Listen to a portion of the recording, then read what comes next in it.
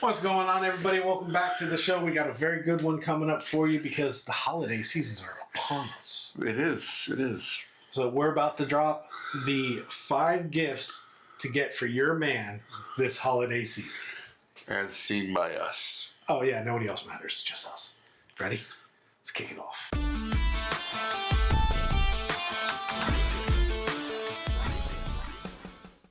All right, so this gift guide. So basically, I just came up with some shit. I was like, okay, what would I want? You know what I mean? Forget about anybody else. I mean, if you're going to be a man, might as well get man gifts. And these are the 5 things it's technically 6. Well, it's technically going to be 7, but we started off, before we start. Hey, Knob Creek, it's a barrel select from Peacock Liquor in Port St. Lucie. I don't even know how to open this. What do you do? I don't know. Do you need a knife? I just broke it. So, Knob Creek. I had completely destroyed the ripcord. Well, it just broke. I didn't do it on purpose. Well, I mean, I did do it on purpose, but not. It's one of those accidentally on purposes. What, you can't open it? I always like a challenge.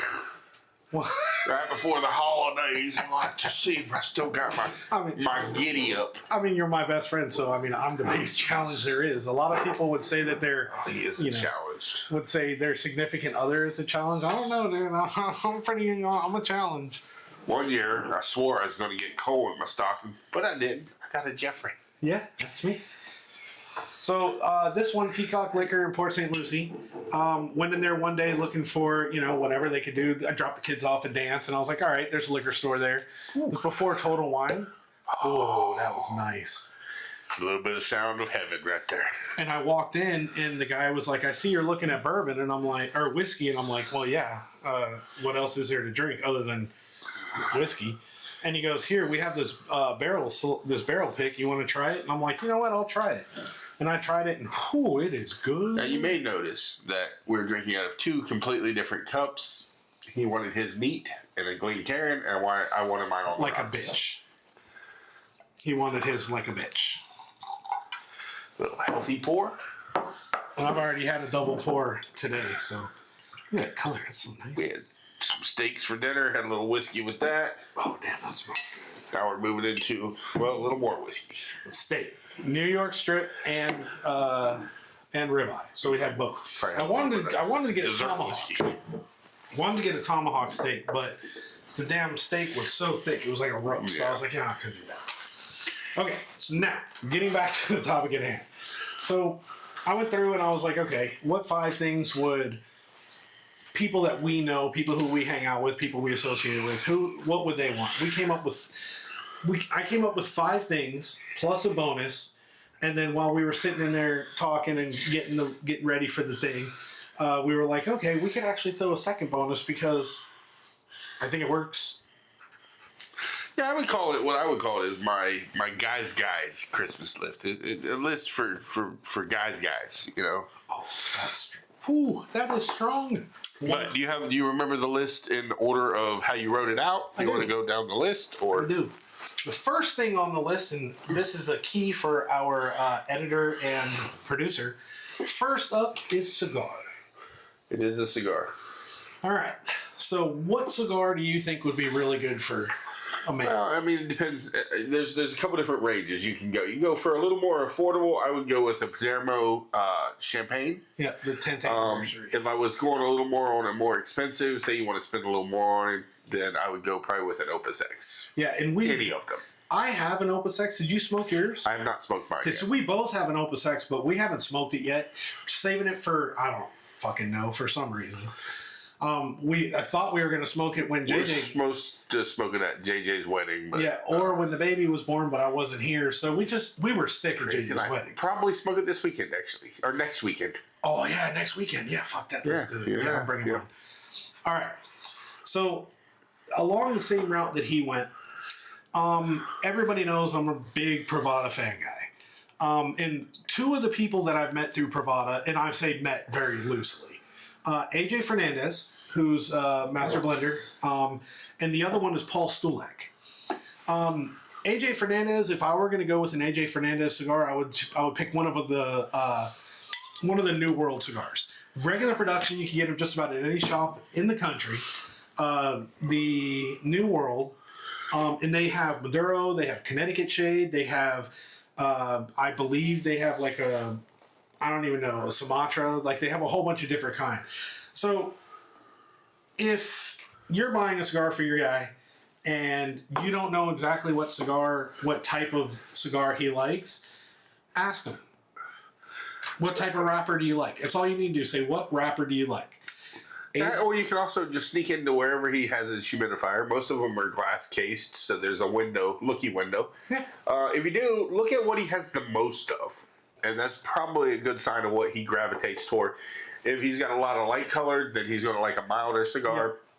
Yeah. If you see a brand, a wrapper brand, Yeah, then that's label. Probably the label that he's smokes most often, and that's probably the safest bet.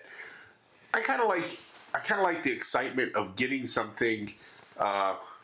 People that know me and know what I'm into know what kind of range of cigars I smoke. So they pretty much know if I go in and they buy me something in my range, it doesn't matter what it is. I love the adventure of trying something new. I mean, let's be real here. If somebody goes on a vacation, like JJ went to the Keys for his honeymoon, you buy a gift cigar. I mean, it might not be the greatest cigar that you're going to smoke, but you got something from them that is going to be appreciated. And then my sister-in-law went to Cuba and brought me back a couple of Cubans, and I enjoyed highly. Yeah. And then she just came back. They just came back from another trip, and they brought me back a Dominican. Yeah. The La Aurora. Platinum. Platinum, yes. And I'm very much looking forward to smoking that, too.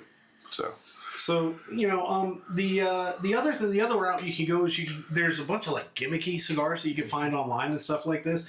Now I call this gimmicky, but it's also one of my favorite brands of cigars. I have a whole bunch in my retirement collection. What? You have the Ezra Zion cigars that I collect. They're fantastic. Could use a little bit of age, but I mean, you get a pack of these cigars, they look great, and they taste pretty good too. And it's definitely something that you can look into. Now this answer or idea will kind of go a little bit into I think maybe our next thing. But if you know he has a certain drink he likes, there's a lot of cigars that have been flavored, enhanced with whiskeys and rums and different drinks. So if you know what he likes to drink, you might be able to find one that is flavored in that, with it, yeah. And he would probably get a good kick out of that. And that would be a lot of fun. And that directly leads us to our number 2, which is we say a whiskey, but it could be any alcohol. But we're going to go with whiskey because that's what we are. That's what we do. Yep. All right. What do you got for whiskey? All right, I got 2. I got my.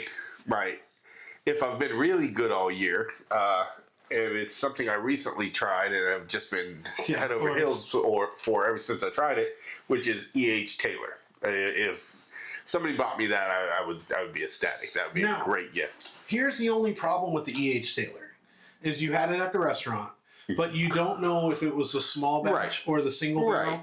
And I haven't had it yet, but they're not very different in price.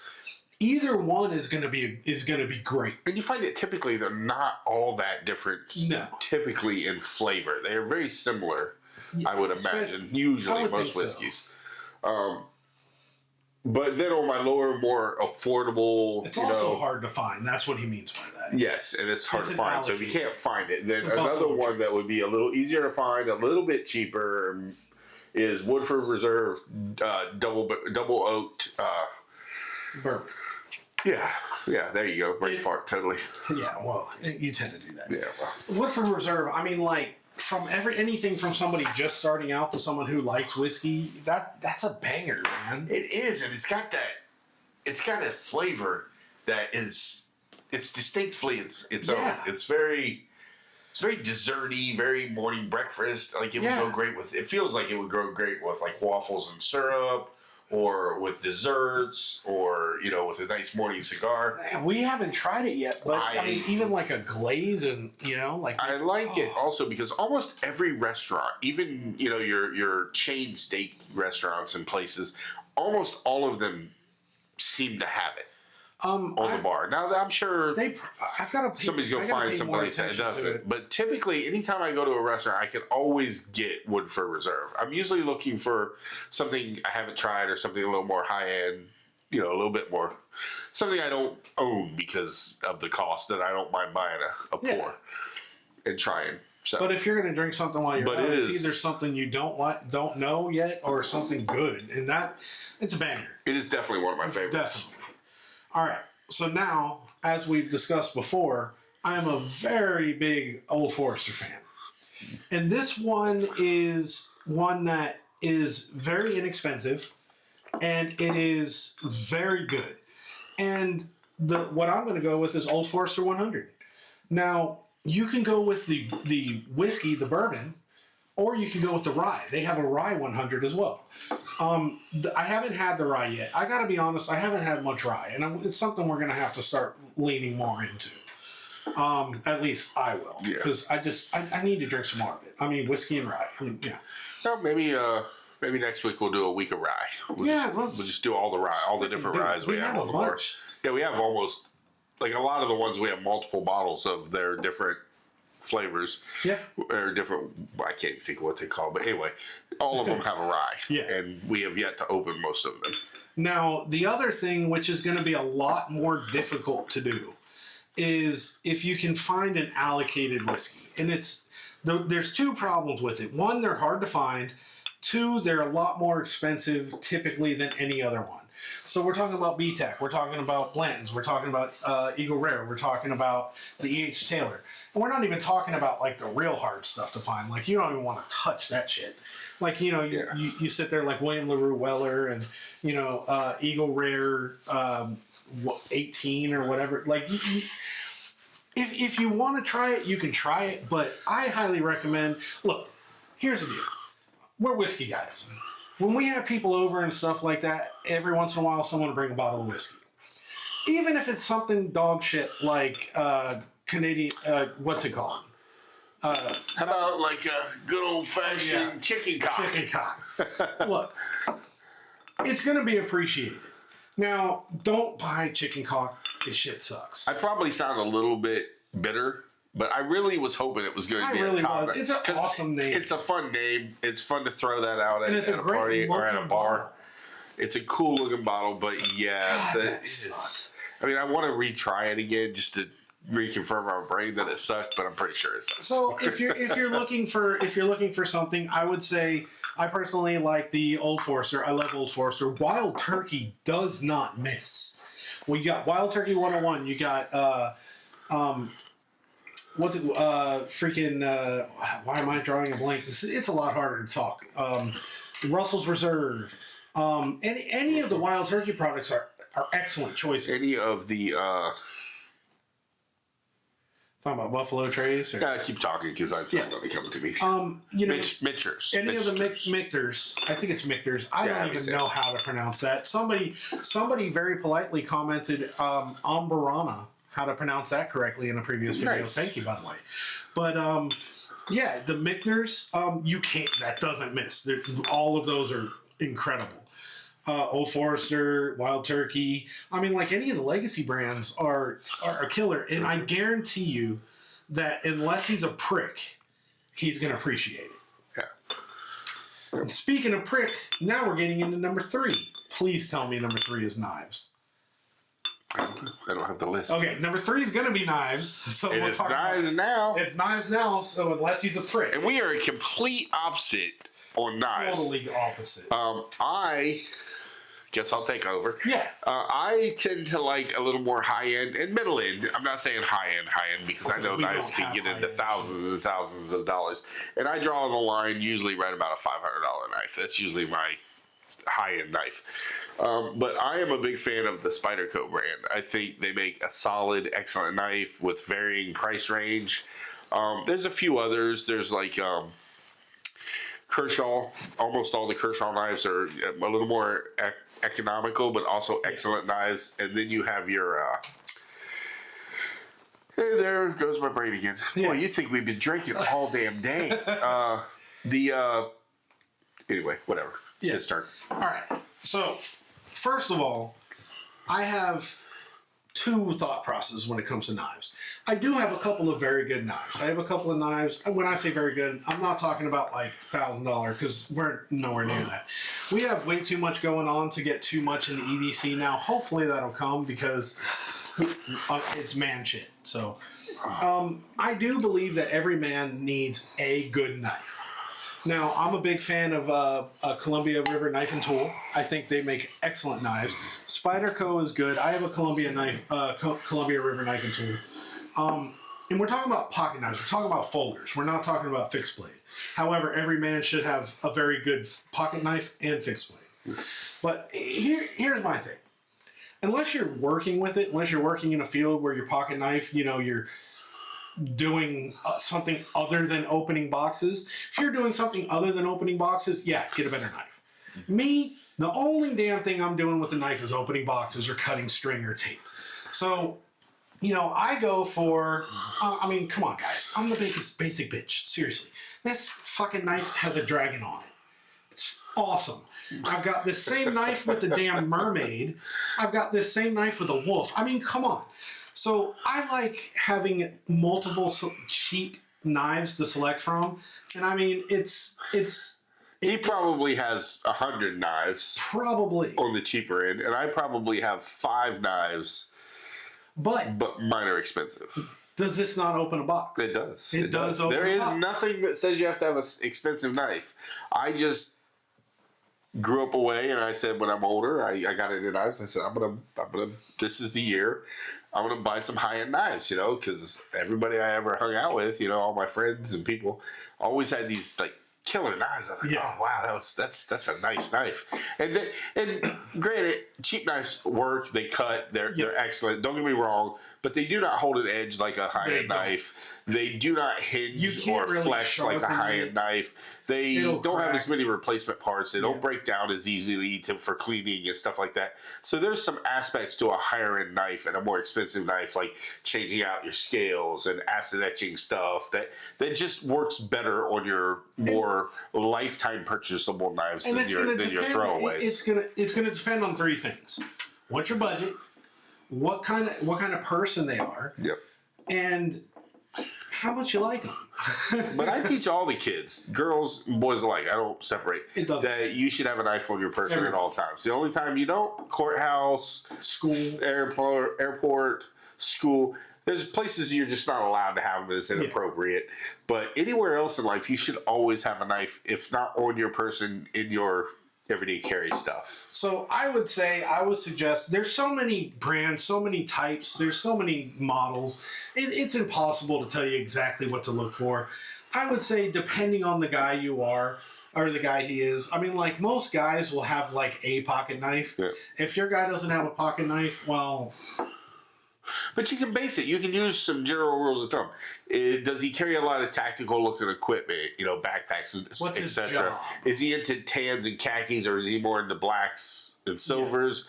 Yeah. Is he more into high flashy like yours, or always a little more over the top eccentric, rainbow colored and multiple stuff?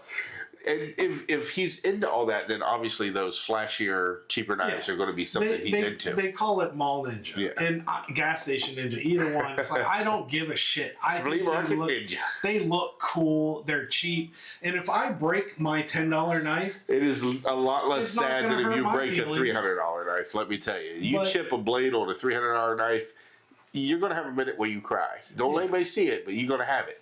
Yeah, there's plenty of sites out there where you can buy knives. You can go from cheap like mine. I think the website's like Grindex or something like that.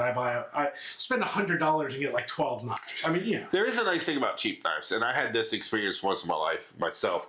Is I showed up to the courthouse to pay a ticket, and you have to go in past the sheriff through the metal detector, and I had a knife on me. Luckily, it was a really cheap Kershaw, small, cheap one. And I had to throw it in the trash. Yeah. And the guy's like, you can't come in with it. And same thing. They're not allowed to hold it. Every once in a while you meet a cop that will, he'll bend the rules and put it on his desk or whatever.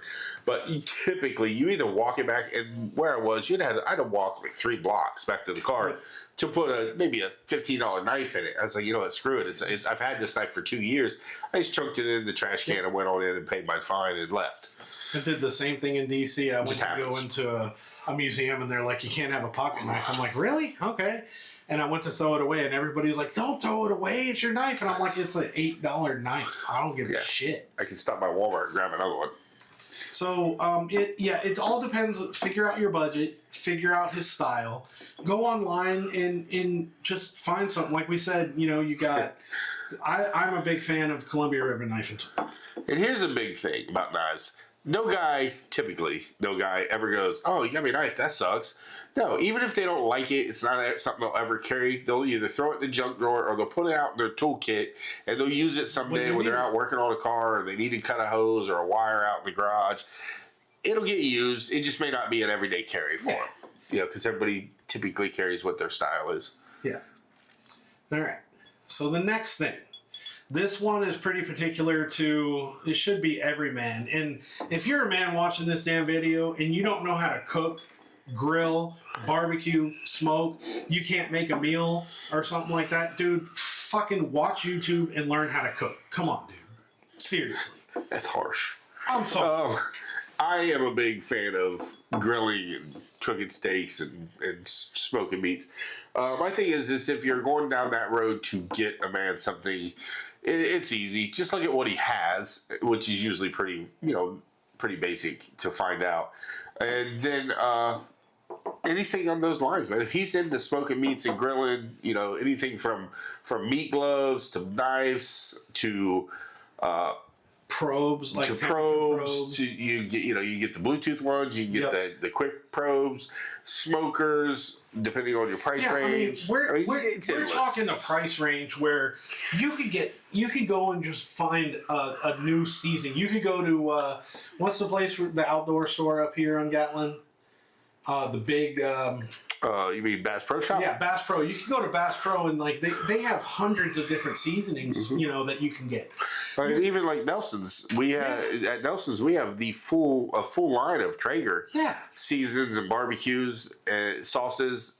So and even other brands, but definitely Traeger. You can go from something cheap like some seasonings, some barbecue sauces. You can step it up to the gloves. You get the man an apron.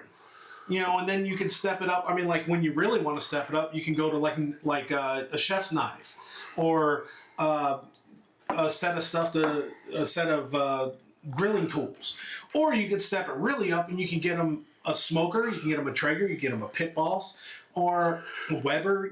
There's so much out there. You get them the egg, and even the smokers and grills, charcoal, gas, whatever. All of those run in such various price ranges that it just depends on what you want to spend.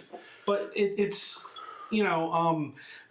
look, we're talking about getting your guy a gift. You should know, if you don't, start paying more freaking attention to him, because guys love attention. I mean, come on.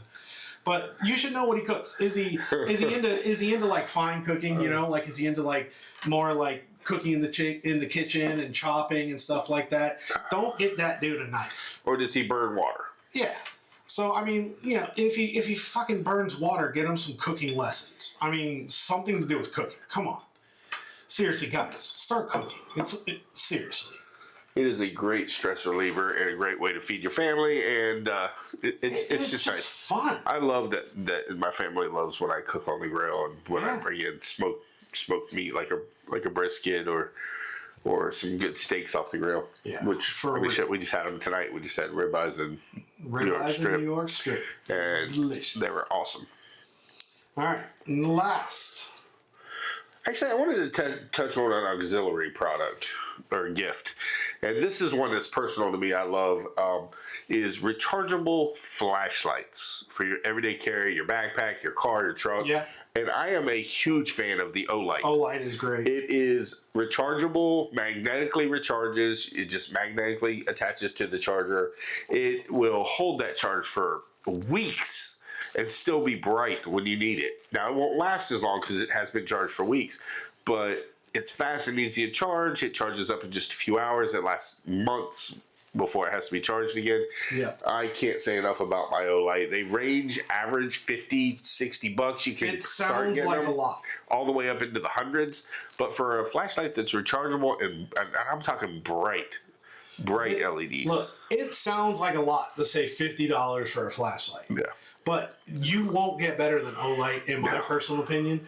Here's the one thing that I would suggest you look for when you look at a flashlight, especially for EDC. When you look at the clip, it's a bent back clip. Yeah, it's a double-sided. It's a double-sided clip. So it bends down so you can like clip it onto something the normal way, or you can turn it around and clip it onto like your hat. I have one, and it's this big, this long, and about as big around as maybe a nickel or a dime. And it is super bright. It'll, like he said, it'll clip onto my hat. It had hardly any weight added. No. It clips onto the molly on my sling bag that I carry every day. It is. I just couldn't imagine not having it. It sounds silly because people say like, oh, you can't, like every day. Typically, I don't have it on me right now. I feel like shamed, but every day I have my pocket knife, I have a pen, and I have my flashlight. Yeah. And when you realize how often you use the flashlight on your phone. Well, I bought a Leatherman one year. That's another gift, by the way. That's a good gift too. I bought a Leatherman. I bought one of the high-end ones with all the screwdriver attachments and all the little tools and all that. And I keep it on my everyday bag on the side. It's on there. And I used to get made fun of from my girlfriend. She would make fun of me for having it, how ridiculous it was. And then, so finally one time we go out of town, and I decide, I'm just not going to take it this time. And I leave it at home. And she comes to me and she's like, we're helping her daughter move into her dorm. And she's like, oh, that's right. Do you have your tool? I'm like, I left it at home. She's like, damn it. So if you everyday carry, please continue it. Don't leave it, leave it behind one day, or that'll be the day you need it. You know what? We have got to do an EDC list. Yeah, we'll do an EDC show before long. We have to do it. We have to do it. Because, look, we're not expensive, super expensive EDC guys. Look, everybody has EDC. Yeah. There's stuff that everybody carries every day no matter what. They don't consider it EDC. They consider it their shit. Well, that's EDC. We've got... we're going to have to do an EDC show. Sounds good. All right. Now back to the regular scheduled program. Our last. I don't remember what it is. Welcome back to the news. Yeah, welcome back to the news. All right. The last one is, I do believe... I don't remember. Guns. No, not yet. No? No. No. We'll get to that in a second.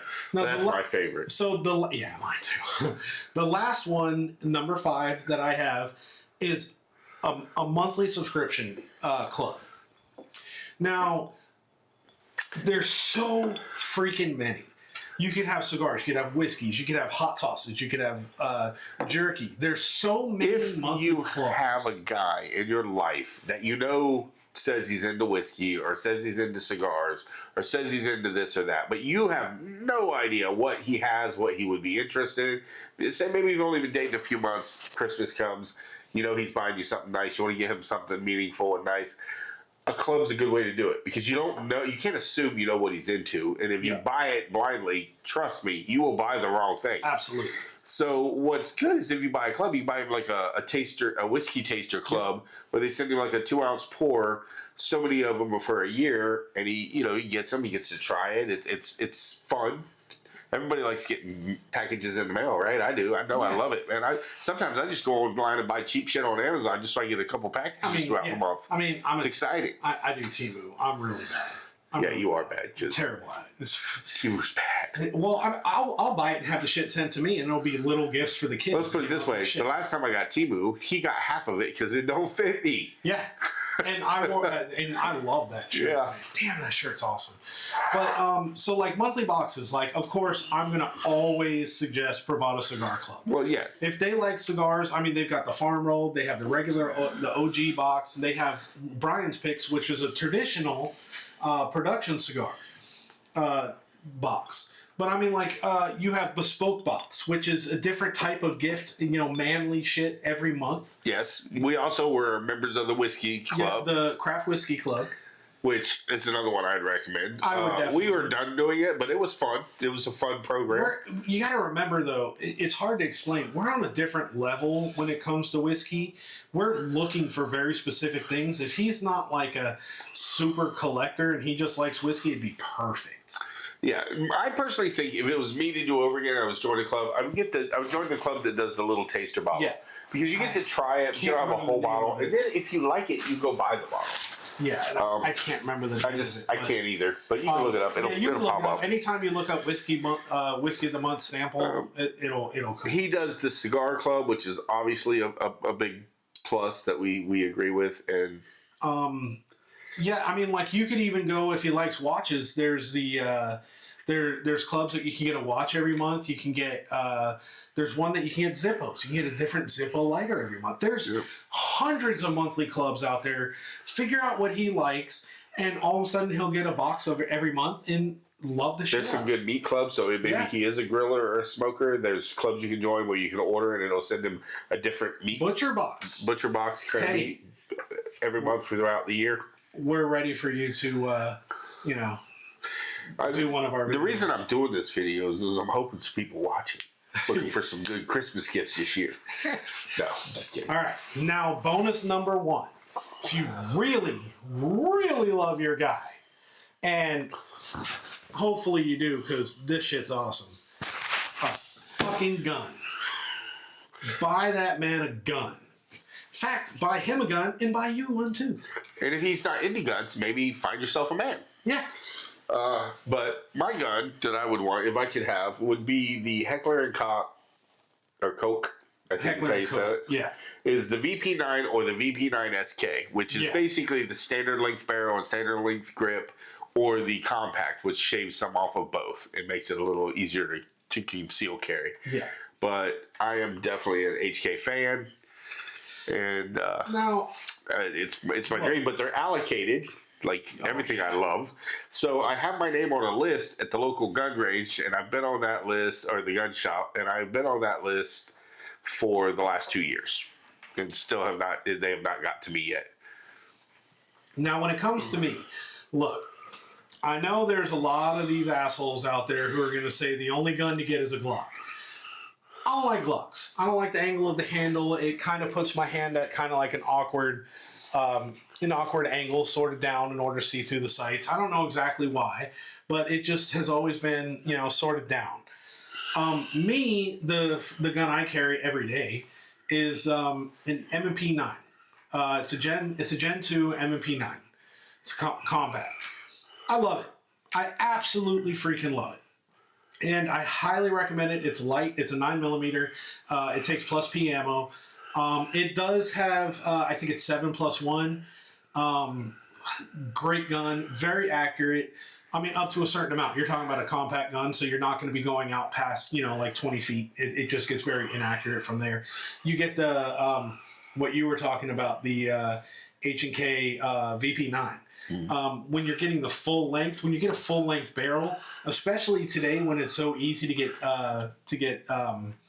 suppressors, and it's so much easier to get it, especially if we'll get into this another day, but M&P 9, one of my personal favorites, and they're inexpensive. They're easy to get, inexpensive, high quality. I absolutely love them. Yeah, there's other brands I love too, but the HK is just my personal favorite. And maybe he's not into handguns, or maybe he already has a lot of handguns. Yeah. A tactical shotgun, a AR-15, all are excellent options. Now, look, I got a buddy who's really into guns, and he would absolutely lose his shit on me if I didn't say this. You look at like companies like Sons of Liberty and stuff like that. When you're looking at more of a quality gun, you have sights, you have more quality pieces. You could go cheap, and you could probably get them for $600, $700, $800. But if you're going to go with an AR, go with a quality AR. Yeah. You're talking about something that's going to be long lasting. Well, they're life purchases. Any gun you buy is generally, it should be a life purchase. Unless if you maintain it, or unless you use it for work. Say you're, in the military or law enforcement, or some reason that you use a gun daily and it takes a lot of weather abuse and life abuse. But for most of us who just have them in a gun cabinet or you on just our carry them, hip, or, hopefully not having to ever use it. those, pretty much, they'll last for longer than I'll be alive. All right, and here's something that maybe we should have said in the very beginning, this little piece of advice here. So, a lot of guys, I know I'm one of them, I hate being asked, what do you want for Christmas, what do you want for your birthday? I absolutely freaking hate it. I don't know why, but if there's something that I want, I fucking buy it. It's just, that's what I do. Well, that's how we live. So, if you want to ask your man, what do you want for Christmas? The best way to approach it, especially with me, hey, what do you plan on buying next? Like, let's say when it comes to the smoker. Hey, what do you plan on buying next for your smoker? What do you plan on buying next for your motorcycle? What do you plan on buying next for whatever the hell he's interested in? Don't ask him what he wants for Christmas. Ask him something. You got to get to know him. There's got to be something about him that you know to ask. What sneaker are you buying next? What this? What that? Ask pointed questions like that. Then when he tells you, you know what to get him. And at the very last... If he's not, let's say he's not a gun lover, there's always the one Christmas gift that never fails. Yeah, and if you're lazy and you don't want to do anything, or let's say you're just piss poor broke, you spent all your money buying yourself something. Wake him up Christmas morning with a Hawk 2. A good old handcrafted, homemade Hawk 2. Never fails. So that being said, like, comment, subscribe. Ring that bell. And we'll see you guys next time. Peace. Peace out.